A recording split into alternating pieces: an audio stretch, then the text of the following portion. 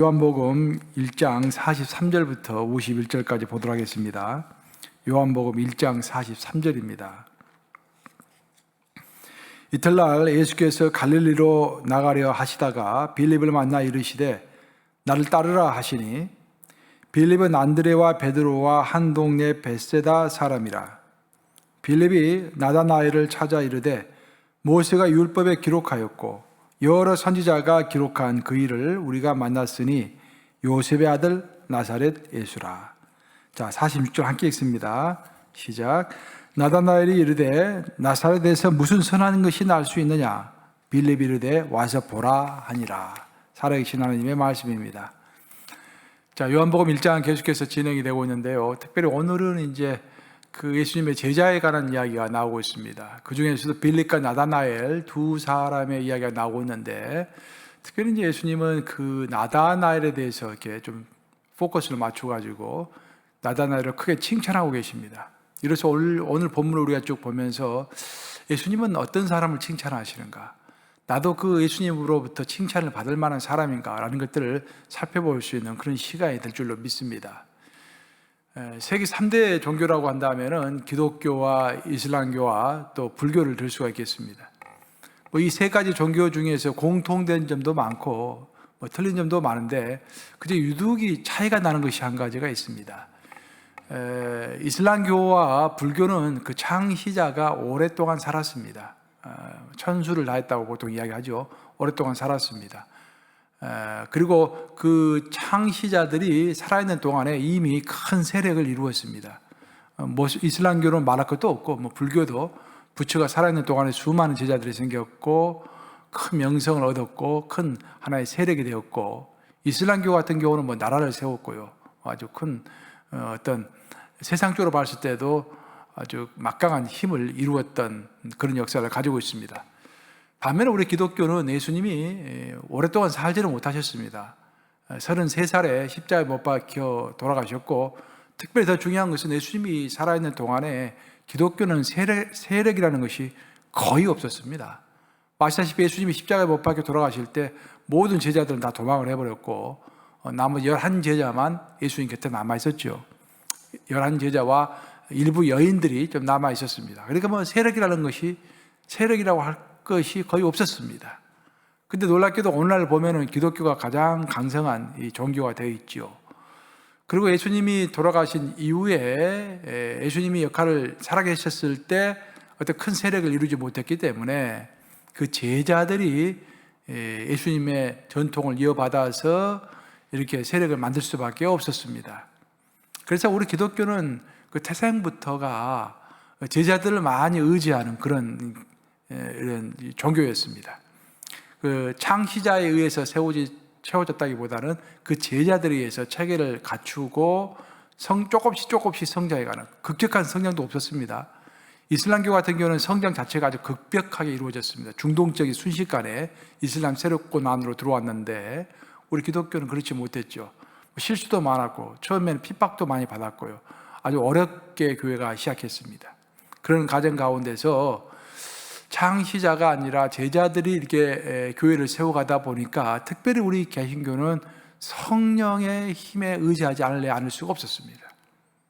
성령이라는 것이 바로 성부 하나님의 영이고 예수님의 영입니다. 부활하신 예수님이 성령, 그분의 영으로서 우리와 함께 하시는 것이죠. 그래서 우리 기독교는 그 초기의 약점을 보완하기 위해서 태생적으로 성령을 많이 의지할 수밖에 없었고 또 예수님의 제자들에게 많이 의지할 수밖에 없었다라는 그런 이야기입니다. 요한복음 자체를 쭉 읽어보면요, 요한복음은 그런 면을 강조하고 있습니다. 앞으로 쭉 읽어 나갈 거지만요, 예수님의 제자들이 어떻게 예수님을 따랐는지, 예수님께서 예수님의 제자들을 어떻게 교육했는지, 그리고 어떻게 예수님께서 제자들에게 사명을 남겨주셨는지, 그런 이야기에 쭉 포커스가 맞춰져 있습니다. 그리고 예수님께서 하늘나라로 승천하신 이후에는 예수께서 이 땅에 계시지 않았기 때문에 어떻게 예수님의 영인 성령께서 이 땅에서 사역하셨는지, 제자들을 이끌어 가셨는지를 또 사도행전에서 이야기하고 있죠. 그래서 요한복음, 사도행전 쭉 책들이 이어지면서 성경은 크게 두 가지 포커스를 맞추고 있습니다. 하나는 제자가 누구인가, 누가 제자인가. 예수님은 어떠한 제자를 만들어내셨는가? 그 예수님은 그 제자를 통하여 성령을 보내셔가지고 어떤 일을 이룩하셨는가?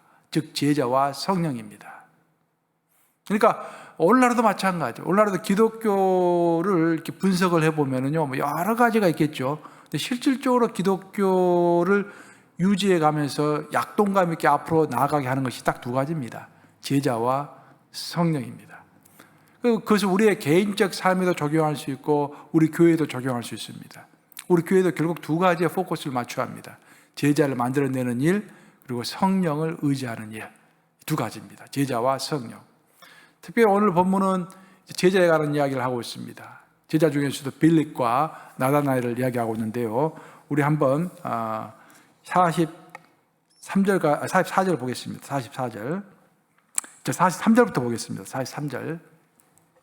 이틀날 예수께서 갈릴리로 나가려 하시다가 빌립을 만나 이르시되 나를 따르라 하니라 라고 되어 있습니다. 나를 따르라. 그 다음 44절 보겠습니다.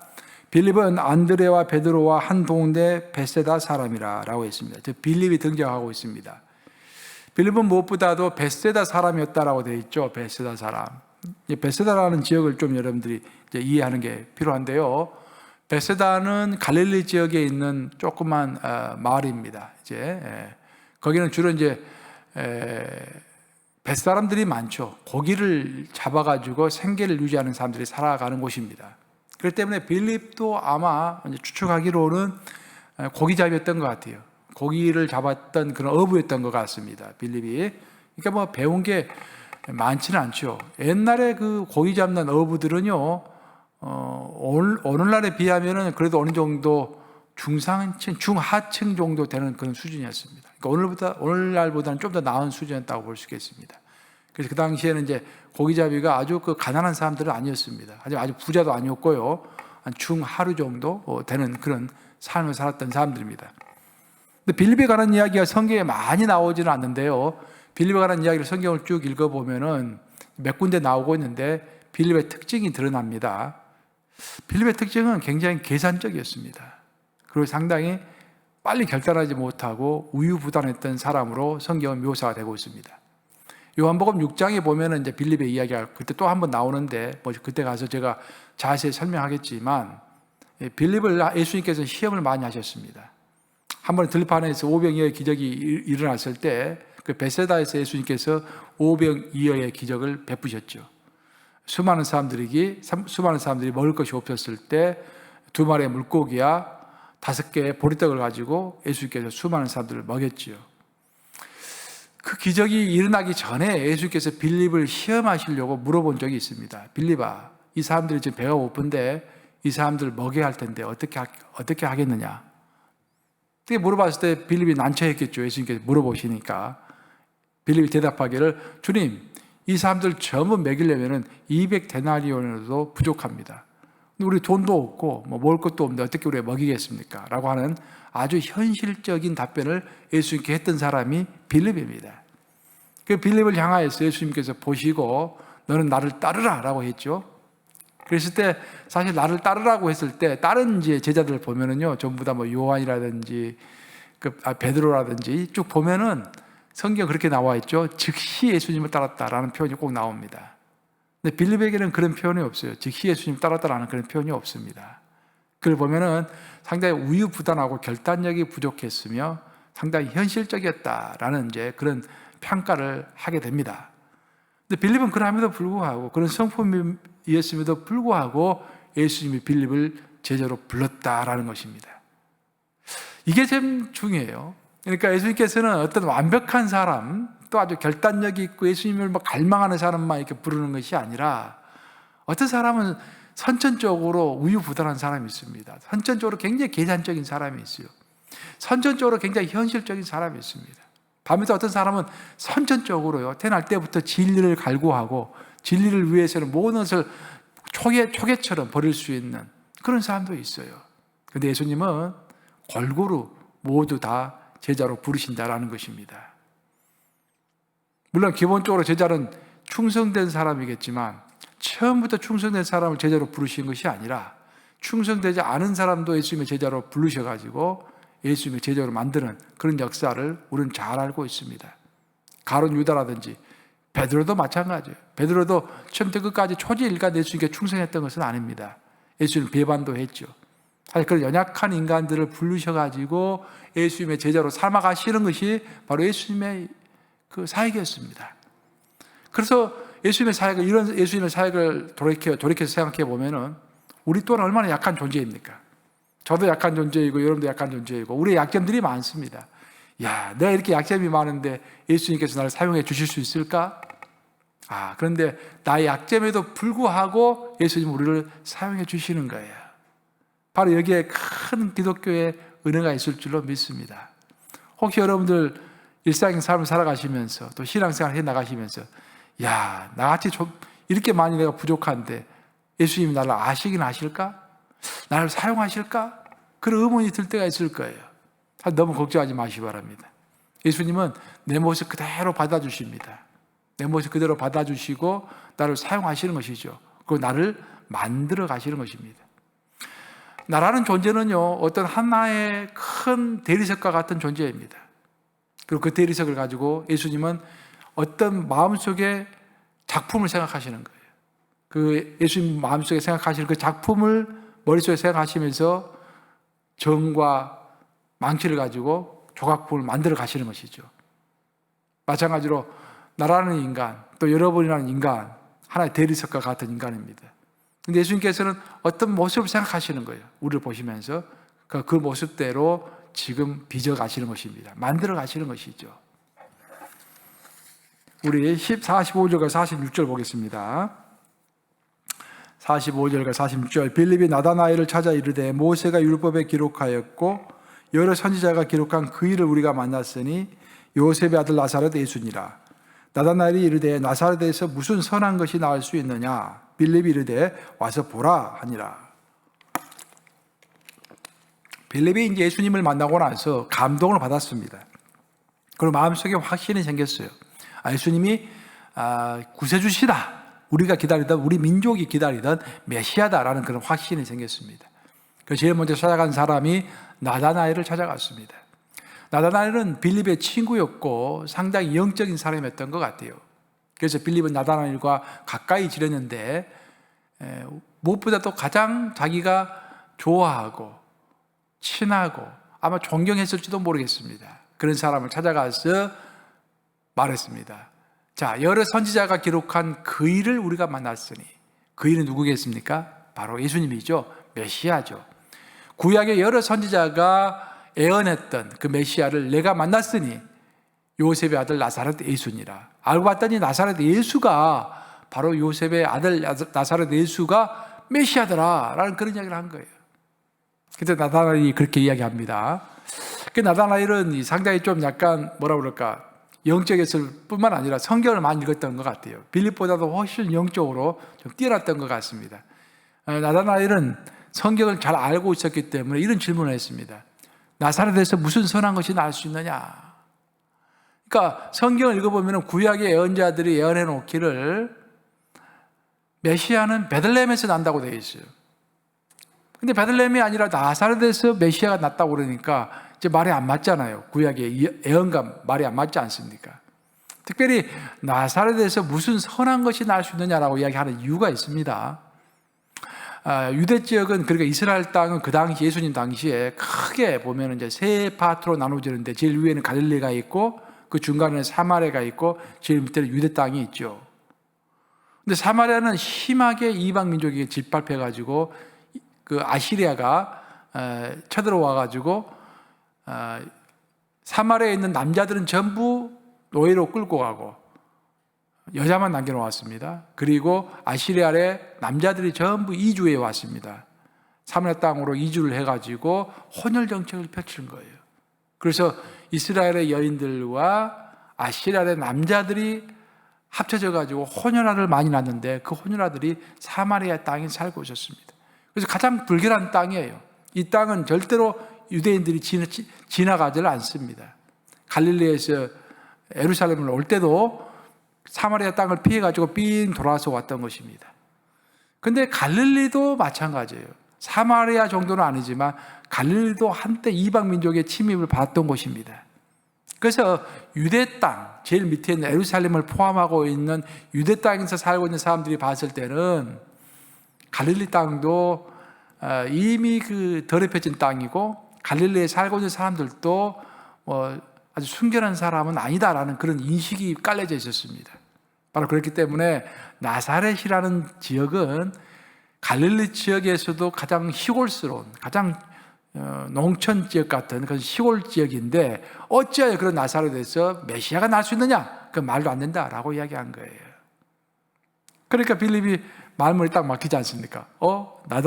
나다나엘이 이제 성경적으로 이야기를 하니까 빌립이 입이 막히는 거예요. 그 본문 다시 보시면 그렇게 되어 있죠. 빌립이 이르되 와서 보라 아니라 와서 보라. 와서 한번 봐라. 그렇게 하는 거예요. 그것이 바로 이제 빌립의 전도법입니다.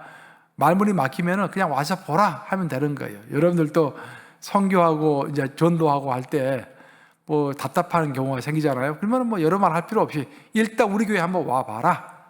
우리 교회 홈페이지 한번 들어가 봐라. 그렇게 한번 이야기하면 되는 것입니다. 그렇게 했더니 이제 나다나엘이 반응을 보이는데 그 다음 절 47절과 48절 보겠습니다. 예수께서 나다나엘이 자기에게 오는 것을 보시고 그를 가리켜 이르시되 보라 이는 참으로 이스라엘 사람이라 그 속에 간사한 것이 없도다. 나다나엘이 이르되 어떻게 나를 아시나이까? 예수께서 대답하여 이르시되 빌립이 너를 부르기 전에 내가 무화과 나무 아래에 있을 때 보았노라. 이 구절은 굉장히 중요한 구절입니다. 제일 밑에 내가 무화과 나무 아래에 있을 때 보았노라 그 박스가 있는데요. 그것도 여러분들이 지금 성경 보실 때 박스를 치시기 바랍니다. 예수께서 나다나엘이 자기에게 오는 것을 보시고라고 되어 있습니다. 보시면은 원래 나다나엘은 빌립이 메시아를 봤다고 했을 때 아니 나사렛에서 무슨 선한 것이 나겠느냐라고 부정했던 사람입니다. 예수님을 부정했던 사람인데 결국 예수님에게 나와왔다라고 되어 있습니다.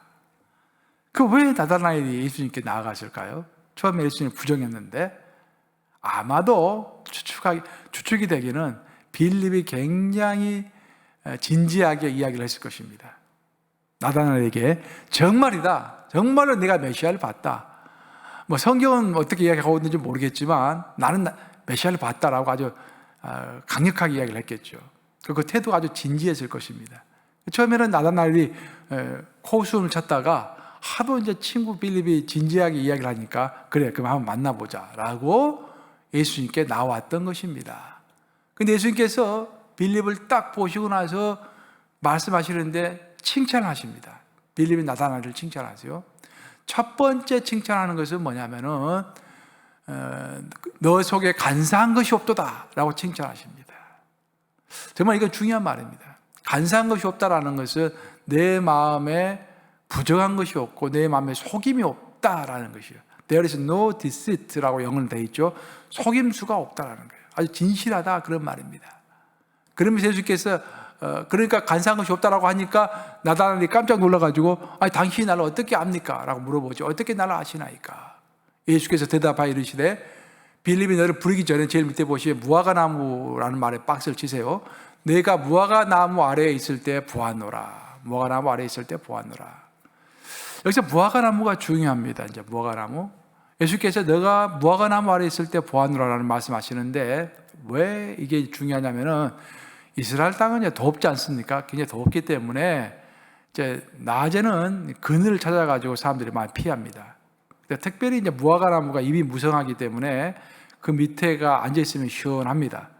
그래서 사람들 그 무화과 나무 아래에 모여가지고 잡담도 하고 쉬기도 하고 하는데 빌립은 그 무화과 나무 아래에서 하나님의 말씀을 묵상하면서 기도하고 있었던 것입니다.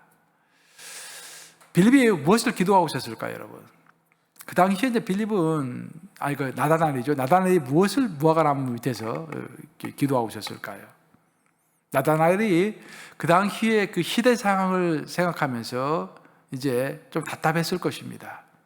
즉, 그 당시에 시대 상황이라고 하는 것은 이제 이스라엘 땅은 로마에게 점령당하고 있었죠. 식민지였습니다. 로마의 식민지였고 또 그 여러 가지 성경을 이제 읽어보면은 그 당시에는 빈부의 격차가 굉장히 컸습니다. 나라가 잘 사는 사람들 굉장히 잘 살고 못 사는 사람들 굉장히 못 살았는데, 잘 사는 사람보다는 못 사는 사람들 태반이었죠. 한 끼를 먹을 수 없는 사람들이 태반이었습니다. 그래서 나라는 빼앗기고 사람들은 경제적으로 힘들고 또 사회는 빈부격차가 심하고, 그런 상태에서 이스라엘의 많은 그 경건한 사람들은 메시아를 기다리고 있었습니다. 메시아. 그래서 그 메시아가 빨리 오게 해 주시옵소서라고 이제 기도하고 있었겠죠. 그 메시아를 기다리고 있었겠죠. 근데 그것을 누가 봤다 이 말입니까? 예수님께서 다 보고 계셨다라는 것입니다. 우리가 또 성경을 읽어보면은, 누가복음 같은 거 읽어보면은 안나 이야기가 나오죠. 안나는 평생을 이제 예수님께서 메시아가 빨리 오시기를 기다리면서 평생을 성전에서 기도했다라고 되어 있죠. 그런 사람들이 곳곳에 있었던 거예요. 그런데 예수님은 그런 사람들을 이미 알고 있었습니다. 오늘날도 마찬가지예요. 오늘날도 예수님의 재림을 위하여 기도하는 자, 예수님의 재림을 간절히 기다리는 자, 오늘날의 시대 상황을 살펴보면서 주여 이 시대 상황이 어떻게 해야 호전될 수 있겠습니까? 어떻게 좋아질 수 있겠습니까? 그래서 오직 마지막 시대를 빨리 종식시키기 위해서 예수님께서 빨리 재림하셔야겠습니다 라고 기도하는 자, 그런 것들을 예수님은 다 기억하고 있다는 것입니다. 나다나엘은 분명히 예수님의 그 메시아를 기다리고 있는 사람이었습니다. 그래서 빌립이 처음에 내가 메시아를 봤다라고 했을 때 기가 솔깃했을 것입니다. 하자 그 메시아가 나사렛 사람이라고 했을 때 그것은 말도 안 된다라고 이야기를 했습니다. 하지만 자기 친구 빌립이 워낙 진지하게 자기를 초청했기 때문에 할 수 없이 그냥 따라서 갔는데, 예수님께서 나다나엘을 보시고 내가 너를 알고 있다. 너에게는 간사한 것이 없다. 너에게는 너가 무화과나무 아래에 있을 때부터 너는 내가 이미 너를 알고 있었다라고 이야기하니까 나다나엘이 깜짝 놀라가지고 당신이야말로 선지자이십니다 라고 오늘 고백하는 내용이 오늘 본문에도 나와 있죠. 결국 여러분, 무화과나무가 중요합니다. 저는 오늘 본문 중에서 특별히 이 이야기를 여러분들에게 강조하고 싶어요. 나다나엘이 무화과나무 아래에서 하나님의 말씀을 묵상하고 하나님께 기도했기 때문에, 그 진지한 태도를 취했기 때문에 예수님은 그에게 관심을 가지셨습니다. 나다나엘이 예수님을 찾아오기 전부터 예수님은 나다나엘을 알고 있었다라고 성경은 이야기하고 있습니다. 우리 삶도 마찬가지예요. 우리가 우리 인생에 어떤 무화과나무가 있어가지고 아무리 내가 바쁘고 아무리 힘들어도 그 무화과나무 일상의 삶 가운데서 내 무화과나무 아래에 가서 예수님의 말씀을 묵상하고 하나님의 말씀을 묵상하고 하나님께 기도할 때 하나님은 나를 알고 계시는 거예요. 아마 우리가 죽어가지고 하나님의 심판대 앞에 섰을 때 하나님께서 말씀하실 것입니다. 너 집에 무화과나무 밑에서 나를 묵상하며 나에게 기도했던 거 내가 다 알고 있느니라. 그때 우리가 얼마나 큰 감동이 있겠습니까? 저도 그렇고 여러분도 마찬가지입니다. 우리 인생에 무화과나무가 있어야 합니다. 우리 교회도 마찬가지예요. 우리 교회를 덮는 큰 무화과나무 아래에 있어야 합니다. 그 말은 우리 교회는 묵상하는 교회가, 말씀을 묵상하는 교회, 말씀을 전파하는 교회, 제자를 훈련하는 교회, 그리고 묵상하고 기도하는 교회, 항상 쉬지 말고 기도하는 교회, 그렇죠? 24시간 누구가 기도하든지 많은 성도들이 있으니까 그 성도들이 돌아가면서 기도를 하게 되는 것이죠. 굳이 우리가 시간을 정해서 기도하지 않는다고 할지라도 하나님의 섭리 가운데서 우리 성도들이 어떤 사람은 새벽에 기도하고, 어떤 사람은 저녁에 기도하고, 어떤 사람은 아침에 기도하고, 어떤 사람은 낮에 기도하고 하면서 그 아름다운 기도의 하모니를 이룰 수가 있는 것입니다. 결국 무화과나무가 있어야 합니다. 내 인생에도 그렇고 여러분의 인생에도 그렇고 우리 교회에도 무화과나무 밑에 들어가서 같이 하나님의 말씀을 묵상하고 하나님께 기도할 때, 그때 하나님은 우리를 아시고 기억하실 것입니다. 이제 마지막 51절을 보겠습니다. 또 이르시다 진실로 진실로 너에게 이르노니 하늘이 열리고 하나님의 사자들이 인자 위에 오르락 내리락 하는 것을 보리라 하시니라. 나다나엘이 고백을 했죠. 주는 정말로 대단하신 분이십니다. 구세주십니다 라고 고백했을 때 예수님께서 말씀하시기를, 내가 너에게 무화과나무 밑에 있을 때부터 내가 너를 알았노라 라고 말하니까 너가 놀라느냐, 너가 앞으로 더 큰 놀란 일을 볼 것이다 라고 하시면서 두 가지 이야기를 하셨습니다. 첫째, 너는 앞으로 하늘이 열리는 것을 볼 것이다. 하늘이 열린다라는 것은 뭐냐면은 하늘의 비밀이 밝혀진다라는 것입니다. 그러니까 수천 년 동안 가려져 있던 하나님의 비밀이 천지를 창조하신 예수님이 이 땅에 오심으로 성육신 하심으로 육신을 입고 이 땅에 오심으로 인해서 이제까지 인간이 알지 못했던 하늘의 비밀들을 인간이 알게 될 것이다라는 그런 놀라운 말씀하십니다. 이야, 하늘이 열리는 것입니다. 마찬가지요. 오늘도 우리가 예수님을 모르고 이 땅을 살아가면 하늘의 비밀을 알 길이 없습니다. 하지만 우리가 하나님의 영은 성령에 의지해서 예수님과 동행하는 삶을 살아갈 때 우리의 인생에 하늘이 열리면서 하늘의 비밀을 알게 되는 것입니다. 두 번째로 예수께서 말씀하시는 것은 하나님의 사자들이 인자 위에 오르락 내리락 하는 것을 보리라 라고 두 번째 말씀하십니다. 여기서 인자, man of God, 그러니까 son of man, 하나님의 사람, 하나님의 아들, 즉 예수님을 얘기합니다. 그 예수님 위에 하나님의 사자들, 천사들이 오락가락 하는 것을 보게 될 것이다. 즉 예수님의 신성을 이야기합니다. 예수님 분명히 육신을 입고서 목수인 요셉의 아들로 이 땅에 태어나셨지만 공생애를 시작하시면서 공식적으로 신성을 가지고 계신 분이셨죠. 그러니까 완전한 인간이시며 완전한 신이었습니다. 그래서 너희가 나다나엘아, 내가 앞으로는 나를 볼 때 내가 가지고 있는 신성을 보게 될 것이다. 내 안에서 하나님을 보게 될 것이다. 왜? 내 자신이 곧 하나님이다 라는 이야기를 나중에 쭉 하시죠. 그처럼 이들이 예수님으로부터 놀라운 일들을 발견하게 되는데 두 가지. 첫째는 예수님을 통하여서 하늘의 비밀을 알게 될 것이다. 두 번째로는 바로 예수님의 신성을 보게 될 것이다. 이런 두 가지 발견이 여러분의 삶에도 있기를 주님의 이름으로 축복합니다.